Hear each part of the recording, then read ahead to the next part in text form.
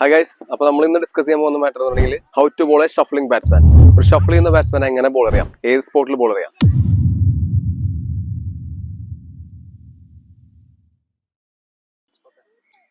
അപ്പോ ക്രിക്കറ്റിൽ ഒരു റൈറ്റ് ഹാൻഡർ ആയിക്കോട്ടെ ലെഫ്റ്റ് ഹാൻഡർ ആയിക്കോട്ടെ, ഒരു ഷഫിൾ ചെയ്യുന്ന ബാറ്റ്സ്മാൻ നമുക്ക് ഏത് സ്പോട്ടിൽ ബോൾ ചെയ്യാം. ഓക്കെ, ഒരു റൈറ്റ് ഹാൻഡർ ആണെന്നുണ്ടെങ്കിൽ ഷഫിൾ ചെയ്ത് പോകുന്ന സ്പോട്ട് എന്ന് പറഞ്ഞാൽ ലെങ്ത് എന്ന് പറഞ്ഞാൽ ഇതായിരിക്കും അല്ലെ. ഒരു ലെഫ്റ്റ് ഹാൻഡർ ആണെന്നുണ്ടെങ്കിൽ അത് പക്ഷം ഷഫിൾ ചെയ്തിട്ട് ഒരിക്കലും ഇങ്ങോട്ട് വരില്ല, കാരണം അവരുടെ ക്രീസിലും ഭയങ്കര ഓപ്പൺ ആയിരിക്കും. ഷഫിൾ ചെയ്ത് ഇങ്ങോട്ടേ പോകുള്ളൂ. ഇപ്പൊ ഒരു റൈറ്റ് ഹാൻഡ് ബാറ്റ്സ്മാൻ ലെഗ് സ്റ്റംബർ ആയിക്കോട്ടെ മിഡിൽ സ്റ്റംബർ ആയിക്കോട്ടെ ഗാർഡ് എടുത്ത് നിന്നു, ആള് ഷഫിൾ ചെയ്യുന്നില്ല. നോർമൽ എവിടെയാണ് ബോൾ വരുന്നത് അവിടെ കളിക്കുന്ന ഒരു ബാറ്റ്സ്മാൻ ആണെന്നുണ്ടെങ്കിൽ നമുക്ക് സ്പോട്ട് പിടിച്ചറിയാൻ വളരെ സുഖമാണ്. കാരണം ഒരു ഷഫിൾ ചെയ്യാത്ത ബാറ്റ്സ്മാൻ നമുക്ക് out side off stump yorker ലെങ്തോ അല്ലെങ്കിൽ out side off stump leg കട്ടറോ ഓഫ് കട്ടറോ പറഞ്ഞിട്ട് നമുക്ക് ബാറ്റ്സ്മാനെ കൊടുക്കാൻ സാധിക്കും. എന്നാൽ ഒരു റൈറ്റ് ഹാൻഡ് ബാറ്റ്സ്മാൻ ഷഫിൾ ചെയ്ത് തുടങ്ങിയാൽ കുറച്ചധികം ബുദ്ധിമുട്ടാണ് അവനെ ബോൾ ചെയ്യാൻ. ഇപ്പൊ ഒരു റൈറ്റ് ഹാൻഡ് ബാറ്റ്സ്മാൻ ഷഫിൾ ചെയ്യുമ്പോൾ ഒരു റൈറ്റ് ഹാൻഡ് ബോളർ ആയിക്കോട്ടെ ലെഫ്റ്റ് ഹാൻഡ് ബോളർ ആയിക്കോട്ടെ, അവരുടെ സ്ട്രോങ് കട്ടർ ഡെലിവറി ഏറിയാണ്. ഒരു കാരണവശാലും ഷഫിൾ ചെയ്യുന്ന ബാറ്റ്സ്മാന് ഉള്ളിലേക്ക് കട്ട് എറിയരുത്. ഉള്ളിലേക്ക് കട്ട് എറിഞ്ഞു കഴിഞ്ഞാൽ, കാരണം ഇങ്ങനെ ഷഫിൾ ചെയ്യുമ്പോൾ ഇങ്ങോട്ട് കളിക്കാനുള്ള ചാൻസ് വളരെയധികം കുറവാണ്. ഇങ്ങനെ ഷഫിൾ ചെയ്യുന്നത് തന്നെ ഇങ്ങോട്ട് അടിക്കാനാണ്. മനസ്സിലായോ? കട്ടെറിയുന്ന ബോൾ ആയിക്കോട്ടെ വലിച്ചെറിയുന്ന ബോൾ ആയിക്കോട്ടെ, നേരെ കളിക്കാനും ഇങ്ങോട്ട് കളിക്കാനാണ് ഷഫിൾ ചെയ്യുക. അപ്പോ ഉള്ളിലേക്കുള്ള ബോൾ ഒരു കാരണവശാലും റൈറ്റ് ഹാൻഡ് ബാറ്റ്സ്മാൻ ഷഫിൾ ചെയ്യുമ്പോൾ എറിയരുത്. അതുപോലെ തന്നെ ഒരു ഷഫിൾ ചെയ്യുന്ന ഒരു ബാറ്റ്സ്മാൻ ഒരു എക്സ്ട്രാ ഓർഡിനറി ഷോട്ട് ഉണ്ടായിരിക്കും. അതെന്താണെന്ന് വെച്ചാൽ റിവേഴ്സ് ആണ്. ഇങ്ങോട്ട് റൈറ്റ് ഹാൻഡ് ആയിക്കോട്ടെ ലെഫ്റ്റ് ഹാൻഡർ ആയിക്കോട്ടെ, ഷഫിൾ ചെയ്ത് ഇങ്ങോട്ട് കടന്നു.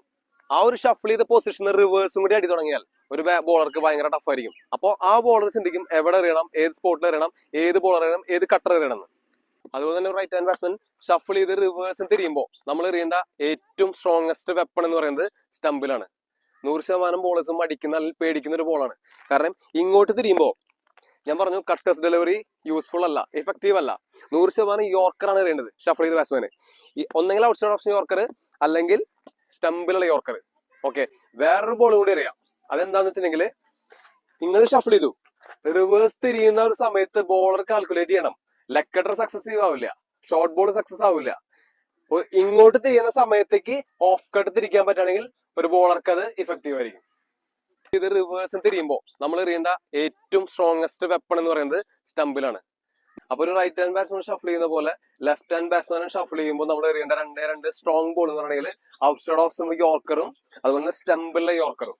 ഓക്കെ, ഫസ്റ്റ് ഓഫ് ഓൾ ഞാൻ ഒരു കാര്യം പറയാം, ഇതെല്ലാ ബോളേഴ്സിനും എപ്പോഴും പോസിബിൾ അല്ല. കാരണം നമുക്ക് ഷഫിൾ ചെയ്യുന്ന ബാറ്റ്സ്മാർക്ക് എതിരാൻ ഭയങ്കര ടഫാണ്.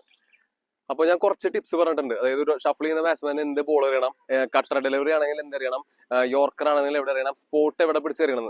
പക്ഷെ നമുക്ക് എല്ലാ സിറ്റുവേഷനിലും ഇത് പോസിബിൾ ആയെന്ന് കൊള്ളുന്നില്ല. അപ്പൊ ഒരു ബോളർ അത്രയും പ്രാക്ടീസ് ചെയ്താൽ മാത്രമേ എക്സാക്ട് സ്പോട്ട് പിടിച്ചിട്ട് ഒരു ഷഫിൾ ചെയ്യുന്ന ബാറ്റ്സ്മാനെ ബോൾ ചെയ്യാനായിട്ട് സാധിക്കൂ. അത് നിങ്ങളുടെ കയ്യിൽ മാത്രമാണ് കേട്ടോ. അപ്പൊ ഇതുപോലെ ക്രിക്കറ്റ് റിലേറ്റഡ് ആയിട്ടുള്ള എന്തെങ്കിലും കണ്ടന്റ്സ് നിങ്ങൾക്ക് ആവശ്യമുണ്ടെങ്കിൽ താഴെ കമന്റ് ചെയ്യാം.